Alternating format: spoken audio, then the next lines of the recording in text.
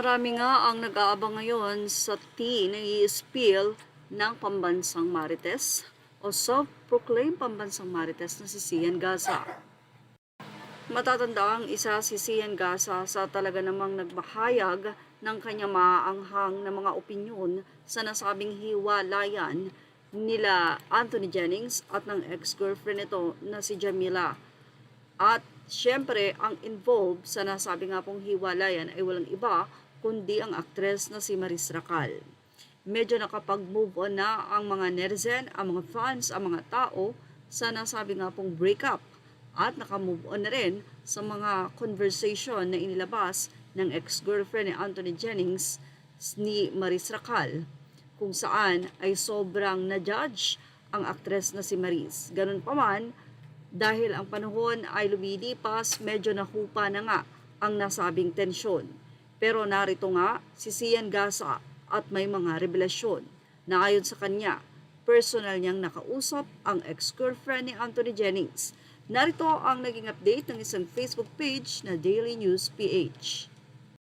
Sa nasabing live ni Sian Gaza ay mayroon siyang mga revelasyon.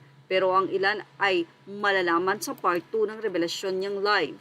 Daily News PH, Sian Gaza and Jam Villanueva finally talk. Gaza avoids messenger for fear of screenshots. Big revelation in the coming days.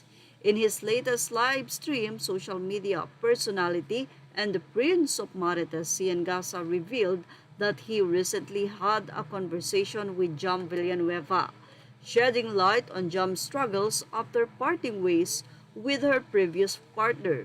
The meeting was facilitated by a mutual friend who introduced the two, leading to a direct phone call between them. Sian humorously shared during his live broadcast that he insisted on a phone call instead of messaging through apps like Messenger, joking baka i-screenshot pa niya. This light-hearted remark added a layer of entertainment to his already captivating live updates. But Gaza's last words, grabe pala itong si boylet niya. During their conversation, Sian learned about Jam's emotional, physical, and financial hardships following her breakup with Anthony Jennings. While he refrained from divulging all the details, he promised to share more in his next updates, hinting at an unfolding story that has left many followers curious. Jam's resilience and her journey through various challenges have resonated with fans, as Sian described her as someone who has endured significant struggles yet continues to move forward.